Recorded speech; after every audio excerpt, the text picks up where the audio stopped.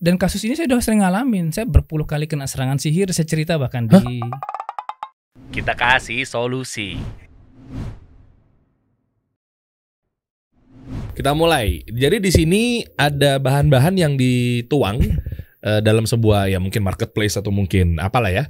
Ada satu orang, satu akun, dia tulisnya cara membuat roti apa nih? Empuk ya. Empuk tadi ya. Roti empuk ya. Iya. Di sini ada 1, 2, 3, 4, 5, 6, 7. Nah, dari 7 ini ya macam-macam ya. Susu cair full cream, gula pasir, ragi, telur, tepung terigu protein tinggi cakra, garam, margarin atau butter. Iya. Dari sini gramasi yang salah berapa? Ada 5. 5. Tuh, enggak 4, 5. Lah bener 2 dong. Iya, yang bener tuh cuma 2. Itu gimana sih Chef cara ngukurnya? Saya bingung. Iya, nanti. Oke. Di kelas itu ada kita belajar detail banget. Oke. Jadi Gini. Maksudnya ngelihat resep aja udah bisa salah gitu. Iya. Ngaruhnya kemana sebelum kita bahas ini? Keempukan. Satu, kerasa nih nanti. Ini roti bakal asem banget. Satu itu. Yang kedua, begitu orang makan ini asam lambungnya naik. Hah? Iya. Taunya? Karena dari geraman bahan. Gitu. Oh, bakal asam. Asam yang bikin asam yang mana? Gue blank gitu. Ada nanti di kelas kalau yang itu. Oke. Coba kita kritisi langsung ya. Iya. Chef, yang 5 salah itu yang mana aja? Satu di gula pasir. Gula pasir ini Tidak eksak. harusnya gram di situ. Dia taruh harusnya gram. Oh iya, bukan sendok makan. Iya. Karena beda-beda sendok Anda sama sendok dia, sendok kita beda. Itu satu. Yang kedua di ragi. Ini raginya ini overdosis banget. Hah? Overdosis 6 banget. gram tuh overdosis? Overdosis. Harusnya? Dikit banget sebenarnya dari itu. Saya tidak sebut angkanya, tapi kita tidak pakai ragi setinggi ini gitu. Ini yang menyebabkan asam lambung orang itu naik. Terus makan roti rasanya pegel-pegel badan gitu. Atau misalkan ada orang yang bisa kena mencret, ini karena overdosis di ragi. Hatta cuma pergeseran 1 gram? Iya, pergeseran itu pun beresiko. 1 gram? Iya, karena Misal ya, saya kan nggak tahu angkanya berapa. Misalnya 1 gram tuh artinya kalau tadi Chef Agus bilang overdosis, berarti kan artinya harus kita turunin. Anggaplah 5 gram. Masa bikin asam lambung naik pergeseran 1 gram, Chef? Sangat beresiko. Karena gini, yang bikin dosis bahan baku ini itu pabrik. Mereka lebih tahu. Jadi bukan yang ngatur tuh bukan chef. Chef tuh hanya ikut rule yang dibuat sama pabrik gitu loh. Iya. Jadi kalau kita ikut, kita selamat gitu. Kalau enggak ya resiko orang yang kena nanti itu. Makanya kenapa sekarang banyak orang tiba-tiba asam lambung naik itu salah satunya kalau dia makan roti ya ini ragi overdosis. Iya, taunya di mall kayaknya bagus, kayaknya mindsetnya kalau udah di mall udah pasti enak, aman. Kayak gitu. Belum tentu ya. Belum tentu. Makanya dari situ. Ini ragi harus turunin tuh. Ya. Terus kemudian yang berikutnya telur nih. Telur kalau dalam ilmu roti kita nggak pakai putihnya sebenarnya. Nah ini yang dibilang 1 butir berarti artinya semuanya dong. Iya. Karena kecuali dikasih tanda kurung note bilang putihnya saja gitu ya. Atau kuningnya saja gitu misalkan. Atau putih telur atau kuning telur gitu ya. Kalau ini kan berarti kan dia sebutnya berarti semuanya dicemplungin. Ini rotinya cepat keras. Karena ada kuningnya? Ada putihnya. Oh harusnya? Kuningnya aja. Oh iya, putih telur waktu zaman dulu bisa buat semen. Iya, kan bapak saya cerita tuh, dia mengeraskan tuh. Gitu. Aduh, oke. Berarti ini harusnya dikasih note nih, kuningnya 1, 2, aja. 3, ada 3. Yang berikutnya itu digaram. Ini enggak nih, aman nih? Tepung terigu protein tuh benar 250 gram. Masih aman itu. Aman. Masih bisa ditoleransi lah itu. Oke, sebentar Chef, mundur dikit. Ini yang susu full cream benar 130 gram. Tadi belum kebahas. 130 gram itu nanti kalau susu ini dia akan tergantung dari kelembaban tepung sebenarnya nantinya. Tapi di situ masih aman lah ya? Masih bisa. Oke, makanya tadi Chef langsung ke gula pasir ya. Oke, lanjut. Berarti ini masih aman. Garam? Nah, ini garam ini kan nggak eksak tuh. Sendok teh 1/8 lagi. 1/8 tuh kayak gimana tuh? 1/8 gimana sih? Kita aja nggak ngerti 1/8 itu gitu. Makanya itu perlu salah satu dikritisi, dan garam ini fungsinya besar sekali. Meskipun bahan murah, tapi garam ini itu dia seperti semen dalam bangunan. Kalau dia kurang ada efek nanti aja. Rotinya bisa keriput, rotinya bisa kolaps gitu, patah pinggang, itu dari garam. Gitu. Gue baru tahu sedetail ini guys. 1/8 sendok teh tuh harusnya gimana? Turunin. Versi antum deh kalau melihat dari dia lebihin itu kurang banget itu. Jadinya kalau lebih tuh jadinya 2 sendok teh. 1/8 tuh berapa? Sendok. Jadi kita nanti main graman aja sih. Ya udah. Berapa kira-kira gramnya? Ya itu yang rahasia. Oh, oke. Karena garam ini juga salah satu bahan yang buat orang tuh ketagihan makan roti. Dan bukan gula ya? Kan Bukan. jadi manis. Enggak. Jadi itu garam tuh yang bikin orang ketagihan. Dan kalau dia nggak beli roti, dia akan kepikiran gitu. Kayak orang jatuh cinta gitu. Oh, ini. Itu gara-gara garam. Gara-gara garamnya justru ya. Iya. Oke. Dan garam ini ada standarisasi kita punya, mereknya ada, nggak boleh diganti-ganti. Yang ada dolphin, lumba-lumbanya. Bukan. Dia mereknya nggak begitu familiar, tapi itu banyak banget di mana-mana gitu. Luar lokal. Lokal. Kalau pengen tahu, Anda daftar kelasnya. Alumni pada tahu semua dong. Oh tahu, mereka tahu. Oke. Mereka nggak akan berani ganti hatta merek garam pun mereka nggak berani. Yang bener. Makanya alumni yang dari Pontianak, dari luar Jawa, dia beli garam katakanlah satu karung tuh 80.000, ongkirnya 500.000. Hah? Segitunya? Iya, dia nggak berani mengganti hatta garam. Karena garam diganti silakan, resiko tanggung sendiri. Saya bilang saya nggak akan tanggung jawab karena ini bukan main-main resepnya. Oke. Di Singapura pun kan waktu itu saya ngajarin pakai garam tuh yang $0,50 ya merek ini. Besok-besok dia ganti. Karena mau neken kos HPP. Bukan, dia bilang, chef kok roti saya mati, raginya nggak bisa naik. Lah, sekarang gini, Mbak ada ganti bahan nggak? Ada. Pasti garam, saya bilang. Iya. Diganti ke berapa dolar? Saya tanya. Yang $0,50 bukan, yang $2. Yang lebih mahal. Lebih mahal justru malah. Iya, lebih bagus. Saya bilang nggak bisa diganti. Saya bilang garam ini bisa berantem sama bahan lain kalau diganti. Wah, gitu. Pusing juga tuh saya tuh. Tapi menarik. Makanya all by brand. Saya di kelas tuh all by brand. Saya harus menunjukkan brand ini dipakai loh. Jangan diganti-ganti merek apapun. Chef, harusnya ente minta bayaran jadi brand ambassador, chef. Itu the power of mouth. Iya. Kan maksudnya dengan apa ya, skill seorang chef yang memang sudah terjamin insyaallah ta'ala gitu kan. Itu mahal loh itu loh. Rekomendasinya luar biasa loh. Kalau saya mindsetnya pebisnis, saya sudah cuankan dari kapan tahu. ya, oke, lanjut. Yang berikutnya ini. itu juga nggak eksak karena sendok makan dipakai. Oh iya, harusnya tadi saya jadi belajar nih, harusnya bukan sendok makan, sendok teh. Makanya tapi resep ini bisa, kalau dia benar, dia bisa diwariskan dari generasi ke generasi. Oh, itulah yang dinamakan bahwa ini udah 7 turunan, 3 turunan, 4 generasi kan istilahnya ada kayak gitu tuh. Itu tuh maksudnya tuh. Iya. Karena resepnya dipertahankan dari generasi awal, nggak perlu diganti. Nah, ini menarik chef, dikit. Sebelum nanti kita bahas apa yang perlu ditambahkan atau dikurangin ya. Nanti ya detailnya selain dari gramasi ya. Mungkin ada bahan baku yang kurang apa segala macam. Kalau gramasi yang terakurasi dengan tepat itu yang digital apa yang analog untuk timbangannya? Digital. Oh, ada yang bilang digital katanya malah justru nggak akurat. Enggak, kita timbangan digital pun ada mereknya yang harus dipakai itu. Timbangannya juga harus ada mereknya? Iya. Chef, itu mah cuan semua itu. Kalau saya kan mindsetnya saya B2B-in semua itu. Iya, karena semua harus dengan merek itu. Kalau enggak ya. Oh, makanya nggak heran saya. Iya, makanya nggak heran saya sekarang memiliki 4 brand ambassador atau menjadi 4 brand ambassador. Karena mindsetnya udah beda ya. Mindsetnya udah beda. Itu pilihan masing-masing lah guys. Artinya kalau ini kurang nggak? Ada yang perlu ditambahin nggak sebenarnya bahan bakunya? Ada ini. Yang kurang apa? Sebut aja tanpa harus nyebutin gramasinya. Bread improver. Apaan tuh? Bread improver ini bahan yang membuat roti itu lebih empuk, tahan lama. Tetapi dengan efek kesehatan tuh nggak ada masalah. Tidak akan membuat masalah. Karena gini, improver ini kan ada yang bikin masalah di kesehatan gitu loh. Oke. Bahkan istilahnya bikin sampai ke level kanker.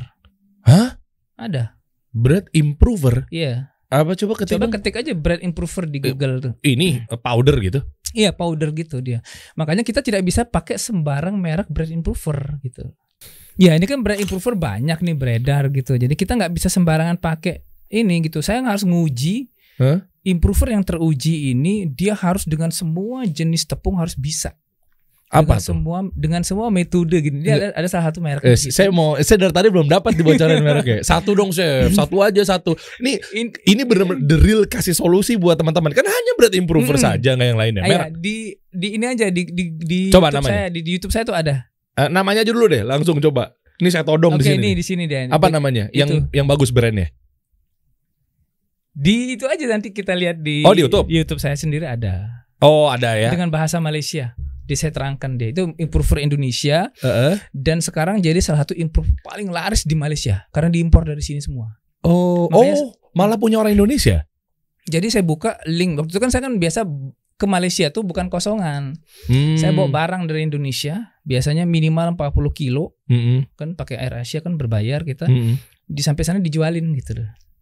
Jadi laku banget. Kenapa? Karena improver ini, fungsi improver ini kalau kualitas tepung tuh gak lagi stabil, itu kan rotinya gak bagus tuh. Nah dengan ada improver ini, bagaimanapun kondisi tepung dia akan bikin roti itu bagus gitu. Dia istilahnya di sini kalau di pesawat tuh ada safety belt, ini safety card. Itu poinnya. Iya, jadi dia bisa memperbaiki roti kita kalau misalkan harusnya nggak bagus, jadi bagus gitu loh. Ya. Kemudian improver ini kan ada banyak versi gitu. Jadi ada improver khusus roti manis aja, khusus roti tawar aja. Kruzong sendiri improvernya kayak gitu. Burger sendiri improvernya. Nah, saya pakai membuat penelitian improver yang semua bisa, semua jenis roti gitu loh. Nah terpilihlah improver itu. Nah makanya kalau improver ini diganti, resiko tanggung sendiri gitu loh. Tapi saya kecewa dan saya nggak setuju sama antum, Chef. Kenapa gitu? Di YouTube ngasih tahu bread improver, tapi saya kesel. Kenapa harus saya belajar bahasa Malaysia? Enggak, dia gampang kok. Gampang banget kok bahasa Malaysia itu. Kenapa sih udah mau bocorin pakai Malaysia lagi? Makanya saya nggak setuju. Indonesiain dong. Sebenarnya sih kalau Indonesia ada sih sebenarnya dia di ininya gitu loh. Mau bocorin disuruh, tapi saya pakai bahasa Malaysia ngejelasinnya. Indonesia ya gampang lah, mudah-mudahan Malaysia tuh hampir mirip-mirip lah. Soalnya gini, kenapa saya masukkan improver nih ke Malaysia? Karena gini, hanya di Indonesia inilah improver tuh ada merek gitu loh. Lah itu merek semua. Itu kan di Indonesia. Di Malaysia tuh nggak ada. Kita masuk toko bahan kue, improver tuh di repack, nggak ada merek. Bahkan kadang-kadang nggak ada ukurannya berapa gitu. Jadi main asal aja. Makanya, saya pikir ini begitu di Google itu kecampur sama yang di luar negeri juga, karena kan keywordnya juga keyword bahasa Inggris, bread improver gitu. Iya, ini kebanyakan improver Indonesia semua nih, ataupun impor yang ada di sini gitu loh. Gitu. Nah ini dulu saya punya kelas awal-awal di Malaysia dan Singapura, hari pertama tuh biasanya gagal. Akhirnya hari kedua saya bilang ke peserta, kita agak tunda, agak siang mulainya jam 10 karena saya harus keliling dulu ke toko bahan kue nyari improver. Jadi di kelas tuh dibikin riset akhirnya. Gitu. Jadi raw unfiltered banget di situ tuh. Jadi nah kalau ketemu improver pas di hari kedua, maka hari pertama yang gagal tuh diulang semua. Makanya hari kedua pulangnya jam 12 malam kelas itu. Dari awal lagi soalnya. Iya. Nah, daripada kayak begini lebih baik saya bawa aja improver di Indonesia, saya jualin di situ gitu. Artinya di Malaysia pun juga nggak ada yang tepat ya? Ada, tapi langka banget gitu loh. Nah dengan improver yang dari sini, makanya improvernya Indonesia inilah merajalela. Sekarang saya bilang, saya kan udah nggak bisa turun ke Malaysia karena ada pandemi. Ada alumni yang mau jualin, udah saya kasih link nih, beli di Bekasi, di sini toko bahan kuenya. Nanti nganternya gimana, Chef? Ini transfer ke sini. Ini saya punya kenalan nih di Tanah Abang. Ini ekspedisi lintas negara. Nah, transfer ke sini. Sudah, ini minta kirim ke sini, dikirim ke Malaysia. Dan enaknya di Malaysia ini kan pajak impornya kalau barang-barang kayak gini kan nggak ada. Shipping nggak kena emang? Nggak kena. Gitu. Saya masukin barang ke Malaysia itu dari tahun 2011 sampai 2000 kemarin tuh 2019 awal itu benar-benar dari ratusan kali saya turun itu cuman paling 2-3 kali saya kena pajak. Sisanya lolos, random mereka. Lah itu yang kena kenapa? Ya kadang-kadang mereka nanya ini apa kayak gitu, paling dia nilai, dia lihat invoice kita, dia kenain cas di situ. Tapi kadang-kadang di Malaysia ini terus terang negara yang paling enak gitu loh. Untuk wisatawan, karena mereka tuh nggak pernah ngecek gitu loh. Random aja dibebasin gitu loh. Banyak bawanya? Ya 40 kilo. Kadang-kadang kalau saya dengan tim turun tuh 120 kilo. Dan itu bebas pajak gitu loh. Karena aneh sekali. Bedanya kalau kita dari sana masuk ke sini, ampun dah, barang kecilnya bisa dibedah sama mereka.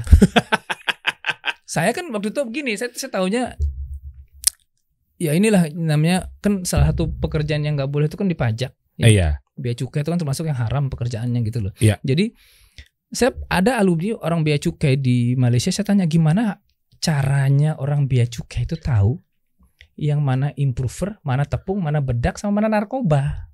Iya ya. Saya tanya ke mereka, gampang Chef, dia bilang satu. Kadang-kadang kita random mereka. kita dibekali, kata orang bea cukai Malaysia, itu ilmu membaca wajah orang. Jadi wajah kalau orang bawa narkoba kita tahu dia bawa. Itu yang pertama. Yang pertama lolos tuh karena pemakai narkoba nggak ada jenggotan. Ya. Itu. Nggak tahu kalau oknum ya, nggak tahu. Tapi itu makanya ya itu yang pertama. Yang kedua mereka lewat scan gitu. Jadi barang itu sebelum masuk ke bea cukai turun tuh kadang-kadang di scan dulu sama mereka gitu. Dan hasil scan itu bisa menentukan bahwa itu narkoba atau bukan? Iya bisa. Oke. Saya tanya dari mana? Kelihatan chef kalau bubuknya itu putih misalkan kayak bedak atau improver atau tepung dia putih biasa. Tapi kalau narkoba merek apapun itu agak mengkilap dia bilang kayak pecahan beling. Oh iya. That's narkoba meskipun dia lapis dengan segala macam kita udah tahu narkoba. Dan itu yang kedua.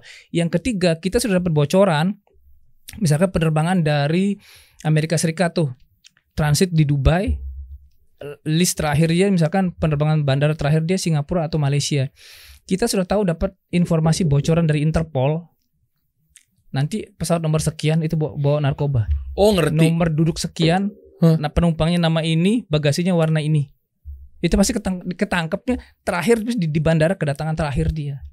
Makanya transit dari Amerika ke Singapura ketangkepnya di Indonesia. Iya. Karena sudah saling kontak itu mereka. Oh. Kan barang tuh sebelum naik pesawat itu masuk CT scan lagi dia, X-ray itu gitu. Jadi tahu tuh isinya apa. Makanya sekarang udah canggih banget. Nggak heran kalau kemarin tuh rame banget yang. Cuman di Indonesia ini kita dipersulit terus terang dengan orang bea cukai itu. Saya bawa teh tarik aja, serbuknya aja dibedah sama mereka gitu. Padahal itu isinya teh gitu loh. Okay. Atau kadang-kadang saya bawa tepung ini kan untuk buat riset tuh kadang-kadang mereka bedah. Padahal mereka udah tahu itu tepung gitu loh. Ya karena gini chef, kenapa dicurigain tetap? Karena yang terframing apalagi ada 2 komedian yang baru masuk ketangkap narkoba. Itu, tapi saya sendiri, masya Allah ya, di Malaysia itu nggak pernah saya namanya masuk ke ruang interogasi gitu loh. Itu, jadi selama sekian tahun bahkan saya turun ke Singapura dengan jenggot seperti ini, nggak dicurigain mereka sendiri gitu loh. Aman-aman aja tuh gitu dengan bea cukai dengan imigrasi mereka lolos aja karena mereka kan sudah masuk X-ray duluan. Iya. Dia tahu gitu. Oke. Begitu masuk di paspor di scan di imigrasi dia tahu oh ini bukan teroris meskipun jenggotnya sama gitu. Gitu. Cuman di kita aja nggak dipersulit gitu. Ya mudah-mudahan nanti ke depannya coba dong biar apa ya biar perdagangan kita nih hidup gitu loh. Bener karena UMKM bisa ekspor impor dan lain-lainnya gitu kan. Betul, barang kita dibutuhkan banget di sana sebenarnya. Tuh. Sangat dibutuhkan, bahkan alumni nantang, ayo Pak kapan bikin usaha di sini, kita siap sebenarnya. Mereka udah mengajakin kerjasama sebenarnya. Cuma nggak pengen. Belum sementara saat ini. Nah ini menarik nih Chef. Dikit nih kita bahas mengenai stigma konsultan atau mentor. Oke? Iya. Nah stigma loh saya bilang berarti bukan tentu begitu gitu kan. Iya. Nah ada yang bilang kalau memang dia kerjanya konsultan, mentor gitu, malah ujung-ujungnya kalau dia bisa ngajar kenapa dia nggak bisa usaha sendiri? Ya, iya. Ini menarik di sini nih. Iya, betul. Iya kan?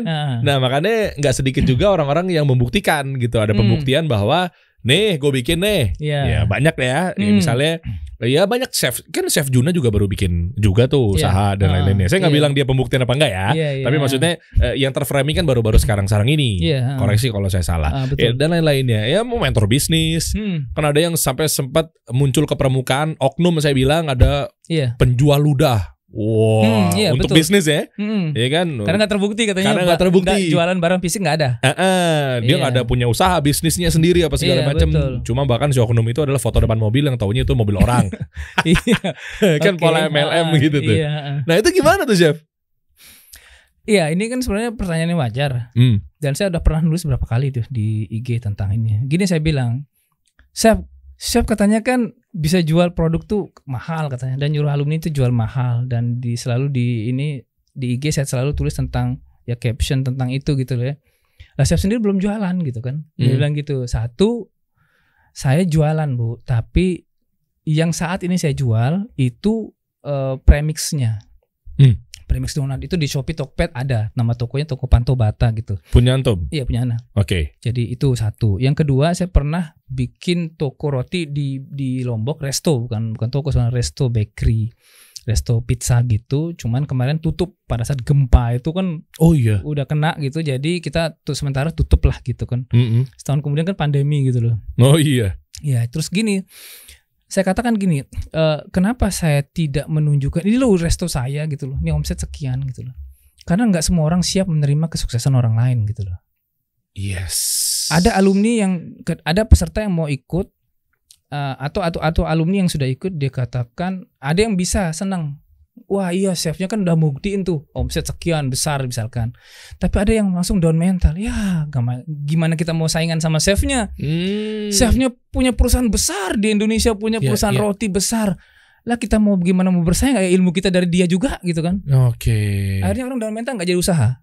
Nah ini. Makanya saya bilang, kalaupun saya ada punya perusahaan di Indonesia atau di luar negeri pun, atau saya menjadi pemegang saham di beberapa perusahaan besar makanan di Indonesia, saya akan silent. Itu yang pertama. Jadi nggak perlu kita pembuktian publik, kita nggak perlu diakui dunia gitu saya bilang. Kenapa? Karena nggak semua orang siap gitu. Kadang ada yang dengki justru malah. Oh hasad, iya. Dan kasus ini saya udah sering ngalamin. Saya berpuluh kali kena serangan sihir. Saya cerita bahkan di WordPress itu kemarin saya juga ada cerita di situ. Apa tuh? Kayak gimana gejala-gejalanya? Banyak banget lah. Saya jadi sudah bukan sihirnya bukan 1-2 kali, udah berpuluh kali, dan saya hafal mana produknya yang rusak karena kualitasnya memang jelek dan mana yang kena sihir gitu. Taunya karena antum menjaga zikir pagi petang. Ya, insya Allah salah satunya gitu. Jadi kemudian kita tahu kan dari perubahan ya sekitar kita tuh udah kedetek banget gitu loh. Jadi makanya saya nggak mau mempublish saya punya usaha di mana, mereknya apa, seberapa besar, berapa omsetnya, saya nggak mau publish sih. Jadi biar orang kenal saya itu sebagai pengajar aja, gitu. Wah ini masukan yang baik nih, ajib nih. Jadi Masya Allah. Kita istilahnya jangan ikut apa kata dunia. Kita jangan didikte hidup kita oleh orang lain. Kita harus begini. Enggak, kita jadi diri kita sendiri. Makanya banyak ya saya katakan perusahaan-perusahaan besar tuh CEO-nya atau ownernya itu bahkan mereka nggak mau dikenal publik. Kenapa? Kadang-kadang mereka naik pesawat ekonomi. Tapi ketika kita bicara loh, ini kok orang lulusan, luas banget pandangannya, nanti terakhir dia akan kadang-kadang dia bilang gitu, CEO, kita baru kaget gitu. Oke. Karena orang yang betul-betul kaya, dia nggak pengen terlihat kaya. Dia ingin privilege, privacy, yang orang lain tuh nggak perlu tahu dia siapa gitu loh. Dan bahkan di perusahaan-perusahaan besar kalau di luar negeri, CEO-nya bahkan dan ownernya ini turun ke frontliner ngelamar kerja untuk jadi tukang sapu, jadi satpam, jadi tukang bakso, megang HT. Ya, jadi intel. Jadi seperti itu. Mereka ingin tahu masalah sebenarnya terbesar dia di perusahaan itu apa dari level frontlinernya. Oke. Jadi kasirnya gitu, misalkan di perusahaan-perusahaan besar makanan lah gitu. Jadi bahkan dia kadang-kadang dimarahin sama manajer cabang itu. Dan manajer cabang nggak tahu dia CEO gitu di situ. Karena kantor pusat bilang, besok ada yang ngelamar kerja ya, namanya ini sudah kita terima gitu. Oh iya Pak gitu. Orang kantor pusat pun kadang-kadang nggak tahu dia tuh CEO-nya gitu loh. Oh sampai segitunya ya? Iya. Karena CEO di level-level kelas atas ini mereka merahasiakan. Paling hanya jajaran direksi yang tahu dia CEO di situ. Tapi ada juga yang terframing bahwa CEO-nya ada yang muncul. Iya ada. Oke, beda-beda strategi ya. Beda strategi. Makanya di perusahaan-perusahaan yang besar yang kita punya ada rencana target tahun depan nih sekian ratus ribu cabang buka seluruh dunia gitu. Jadi mereka tuh nggak pengen ditahu gitu sebagai seorang CEO. Jadi dia akan bergerilya sendiri, kemudian merubah penampilan kayak gitu, dibikin agak-agak tua kayak gitu. Jadi dia rubah penampilan untuk tahu masalah sebenarnya di lapangan tuh apa sih masalah karyawannya gitu. Jangan-jangan Chef Agus ini adalah yang punya Master Chef Indonesia atau bahkan dunia, atau jangan-jangan antum ini. Makanya gitu, itu memang seperti itu gitu. Di level-level mereka itu seperti itu. Makanya saya bilang, saya terserah kalau Anda mau ikut kelasnya monggo. Ini ada 1-2 alumni yang bersedia dibuka untuk publik. Ini udah bisa dirasain rotinya gitu loh. Makanya saya kasih garansi, saya bilang nggak usah ikut kelas saya dulu. Saya bilang saya kan jualan premix tuh. Di Tokped sama Shopee. Cuman premix donat aja. Kok premix donat kan kenapa enggak rotinya gitu? Karena donat ini representasi dari roti. Kalau di donat aja enak, apalagi di roti gitu loh. Itu yang pertama. Yang kedua, dia kan enggak perlu oven. Cukup penggorengan sama mixer aja bisa sebenarnya. Premix tuh bahan baku ya? Iya, bahan baku keringnya gitu loh. Nanti bahan premix tuh bukan nama bahan baku. bukan. Jadi kayak misalkan Premix tuh kalau apa sih? merek itu misalkan kayak Pondan. Pernah gue denger Pondan tuh apa lagi? di ini boleh yang merepresentatifkan saya nggak nih? gini. Jadi Apa? kalau kita misalkan kita beli di supermarket terutama ada premix Black Forest, kue bolu. Prisa. Bukan Prisa, premix. Jadi bahan kering misalnya tepung, gulanya, garamnya Oh, sudah oke, masuk oke. dalam situ. Oke. Nah, itu yang dijual, dikotakin gitu kalau Oke. di supermarket gitu. Oke. Nah, itu yang saya jual. Oh, dengan nama brand Antum. Iya, Oh, pakai nama di situ Pantobata. Pantobata tuh nama. Jadi premixnya merek apa? Merek Pantobata. Bukan. Jadi tokonya namanya Pantobata Oke, gitu loh. premixnya umum aja. Premix donat Jepang saya bilang di situ. Oh, tapi udah racikan Antum. Iya. Oh, nice. Nah, itu salah satu yang saya kasih tahu di alumni adalah gimana cara bikin premix ini. Buka dong, bentar dong. Boleh. Boleh. Apa di Tokped ya? Tokped ya. Coba namanya Pantobata apa? tuh Pantobata. artinya? Pantobata ini bahasa Jepang. Pantobata ini kalau bahasa Inggrisnya bread and butter. Oh. Pan itu artinya roti, to itu dan, bata ini butter. Oh, saya pikir bahasa Medan Batak, Pantobata. Oke, coba Pantobata. pan Ketik aja. spasito spasi bata. Enggak, langsung Oh, aja. nyambung. Pantobata. Pantobata. Bata. Gitu. Iya. Nah, itu Ah, itu. Mataram itu kan. Mataram. Oke, iya Lombok ya. Oke. Nah, inilah mana premixnya? Nah, itu. Ini jadi yang gambar-gambar donat ini premix semua.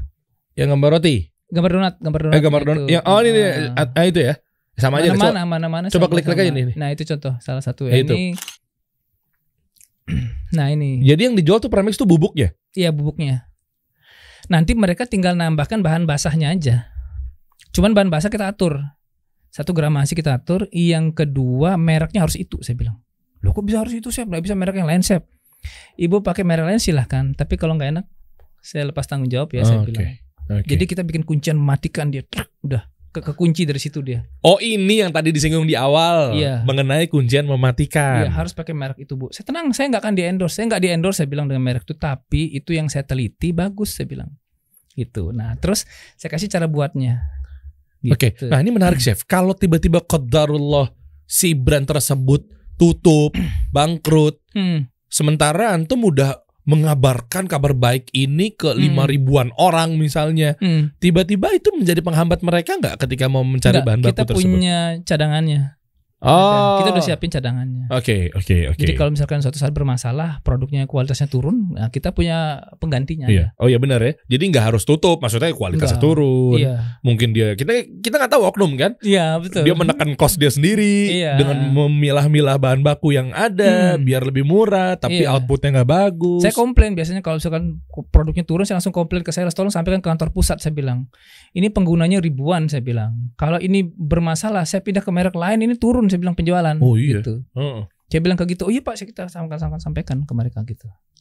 Okay. Jadi gitu. Saya bilang ini saya yang mempromosin barang ini selama ini sehingga di banyak supermarket bisa kosong. Saya bilang alumni saya, cuman tolong dijaga baik-baik. Saya bilang ini beberapa waktu saya bilang ini sempat turun kualitasnya. Saya bilang kenapa bisa begini? Gitu bilang. Ini kalau dirubah produk kami berubah semua rasanya, saya bilang, dan kita yang kena komplain dari customer, saya bilang. Oke. Kalau nggak bisa jaga kualitas, saya bilang saya harus pindah ke merek lain, saya bilang gitu loh. Karena saya merasa tidak di endorse pun saya ngomong bebas gitu loh. Iya. Itu saya bilang ke mereka gitu. Oke, akhirnya penanganannya cepat ya. Cepat mereka. Oh iya, pasti ada jalan naik turun lah ya, namanya juga kan. Iya. Ya, itu ya. Cuman ya itu saya nggak mau di itu. Tadi saya mendengar kata menarik nih. Ada beberapa customer, beberapa alumni saya ntar yang buka di restoran, mall apa segala macam turun. Artinya banyak juga ternyata ya. Apanya? Alumni yang sampai di mall apa ya? Wallahu alam, saya yang kalau yang di mall saya belum tahu siapa, karena gini masalahnya alumni pun tidak cerita merek mereka apa. Iya. Kedua mereka juga tidak tahu, mereka tidak cerita juga omset, kecuali mereka hanya konsultasi aja. Oh jadi oke, saya nangkep nih, ikutan kelas pun juga mereka nggak bawa bendera itu ya? Tidak. Oke. Saya nggak tahu mereka usahanya seberapa besar, usahanya usaha apa. Kalau misalkan punya usaha bakery pun, bakerynya merek apapun saya nggak tahu gitu. Dan saya nggak mau cari tahu kenapa udah terlalu banyak urusan konsultasi yang nggak habis-habis gitu di handphone. 3 negara lagi gitu kan. 3 negara total. Berarti sekarang ada berapa negaranya yang lagi dipegang nih? Alumni 4 4 negara. tambah 2 6 jadinya. Duanya apa tuh? Selain yang di baju antum nih ada Amerika Indonesia. sama Australia. Amerika juga belajar sama ente. Iya. Bahasa Indonesia bisa dia? Enggak, dia kebetulan orang Indonesia yang udah lama di sana gitu loh. Oh, Terbang ke sini untuk belajar. Oh, oke, bukan Nggak tahu gimana dia tahu dari mana sih juga nggak tahu kan, karena kan iklannya kan nyebar begitu. Iya, dia malah nggak belajar sama chef Amerika itu sendiri, malah ke sini. Iya. Gimana cara daftarnya sih, chef? Ana jadi penasaran nih, klik di link aja. Iya, di situ kan di salah satu status IG itu kan langsung ada nomor WhatsApp itu. Ada ya. Nah, coba ke akunnya lagi dong, Chef Agus Jamhari. Iya. Nah ini. Oh di sini. Iya, itu kan WhatsApp. Coba klik dong. Masuk Klik itu dong kemana langsung nih? ke WhatsApp itu. Kan. Nah itu. Coba continue to chat. Kemana tuh? Oh langsung masuk ke masuk ke akun. Iya, ke WhatsApp saya sendiri. Oh, oke. Nice. Berapa sekarang bukanya? 8,5. 8,5 juta. Harusnya 15. Baik bener. Ya, masih tak murahin dulu. Oh gitu. Iya, jadi saya ngelepas kelas itu dengan sistem lelang, bukan tender. Kalau tender kan makin murah, kesini makin murah. Kalau sistem lelang makin lama makin mahal gitu loh. Jadi karena ada orang yang kalau dikasih murah nggak suka dia, ketika dikasih mahal dia ikut gitu. Oh gitu ya tipikalnya. Ini psikologi manusia seperti itu. Iya. Makanya saya bikin seperti itu. Karena ada prestis juga dan lain-lainnya. Iya. Sip. Seperti itu. Mantap. 8,5 juta guys. Insya Allah bisa mendapatkan banyak banget. Jadi ilmunya bisa diwariskan dari generasi ke generasi kayak gitu. Kemudian saya bilang kan suatu saat siapa yang tahu gitu loh, salah satu merek dari alumni kita itu dibeli perusahaan asing. Karena kan di Indonesia ada merek kecap yang dibeli perusahaan Inggris dan sekarang jadi merek terkenal. Apaan tuh? Ya gambar burung itu kan. Oh itu. Itu nilai akuisisinya miliaran, ratusan miliar. Perusahaan Inggris sanggup membeli. Soalnya apa? Daripada mereka bikin kecap sendiri, ngeriset sendiri capek. Lebih baik riset aja semua pabrik kecap di Indonesia mana yang paling enak. Udah kita akuisisi itu. Iya, mereka begitu. Kapitalis begitu kan. Iya. Mainnya. Daripada capek-capek kan. Gitu. Dengan target sekian ratus, misalkan sekian persen market share kompetitor anjlok. Oh iya jelas. Bahkan ada juga sistemnya seperti ini. Ada ini gak usah sebutin namanya. Kalau gue sebut pasti lu tahu. Atau bahkan kalau gue cerita ini lu tahu deh kisah-kisahnya. Sempet rame kan. Ada satu perusahaan, gede banget. Kita sering makan lah. Itu kan dia mengakuisisi kompetitor-kompetitornya, disuntik mati sehingga dia berdiri sendiri. Gokil.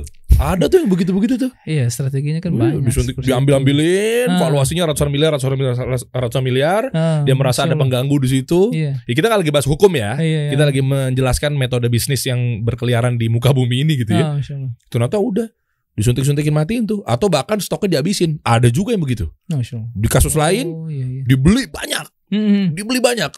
Agar apa? Supply-nya nggak nampung demand. Ada tuh dibeli banyak semuanya, semua distributor seluruh Indonesia di Alfamart, Indomaret, sampai nggak akan ada dibeli kecuali semua warung-warung juga dibeli.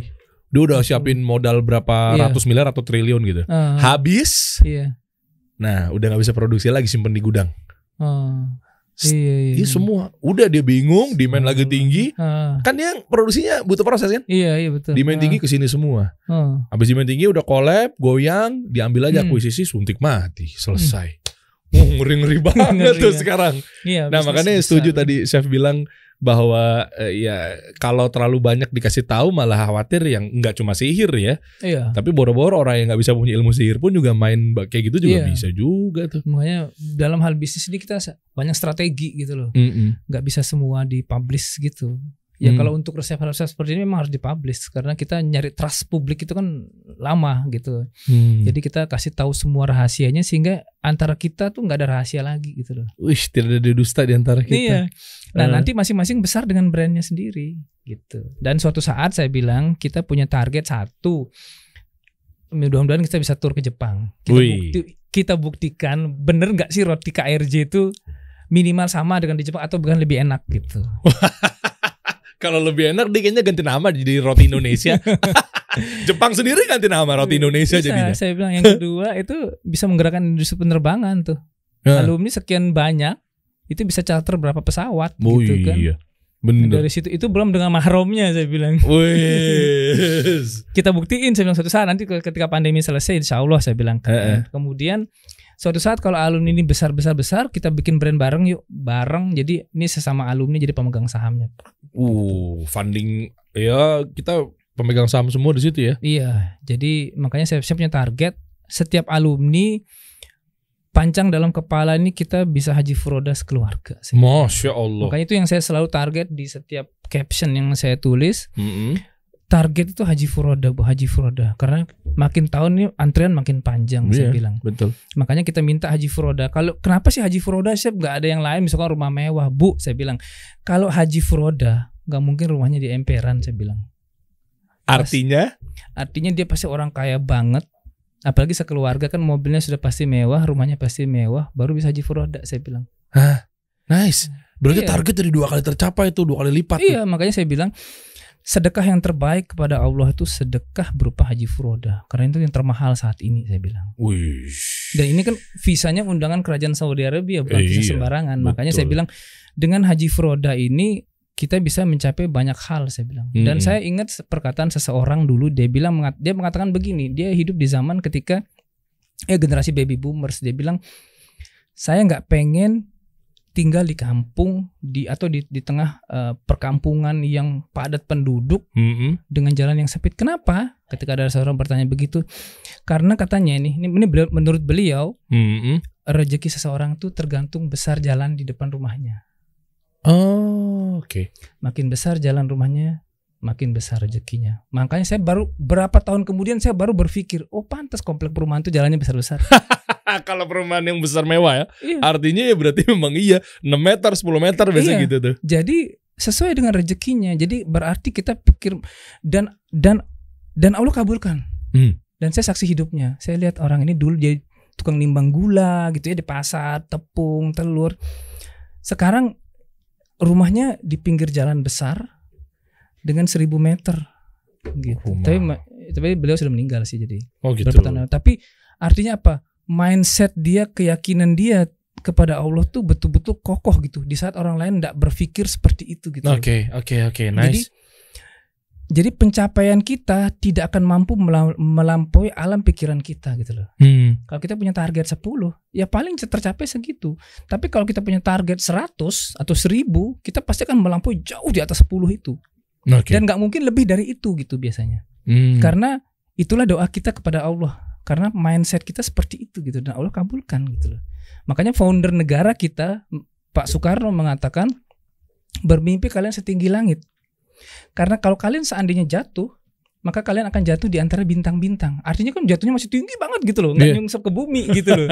Ini luar biasa. Jadi Bapak pendiri negara kita ini menargetkan bahwa bangsa kita bisa bangsa besar, bisa menjadi suatu bangsa yang besar. Makanya bermimpilah yang tinggi dulu gitu loh. Karena mimpi ini akan menjadi guidance kita. Dan di dalam Islam pun dia ada korelasi gitu. Jadi perbanyak kalian berangan-angan, kata Nabi SAW. Karena itu merupakan bagian dari doa gitu. Itu memang korelasinya seperti itu. Tapi yang jadi masalah kebanyakan angan-angan mimpi tapi nggak tak kunjung juga dieksekusikan. Iya. Jangan males juga berarti ente. Iya, disesuaikan gitu. Tapi minimal kita punya harapan. Nanti bagaimana caranya itu bukan urusan kita kan. Ya hasilnya Allah yang tentuin tuh. Allah yang tentukan, dengan Allah akan tuntun guidance jalannya. Kalau kita memang pengennya lurus tapi bukan di situ, Allah akan tuntun belok, pasti belok dia. Gitu. Kehidupan seperti itu. Nice. Mindsetnya luar biasa ya. Jangan tinggi-tinggi, pengen deh gimana caranya nih kita ngasilin duit 5 miliar hanya dalam 1 jam tapi nggak ngapa-ngapain. Hey, kalau gitu saya duluan yang mencobanya. Kalau bisa begitu ya. Syukran Chef, jazakallah khair. Jazakallah khair, insyaallah. Kita kasih solusi.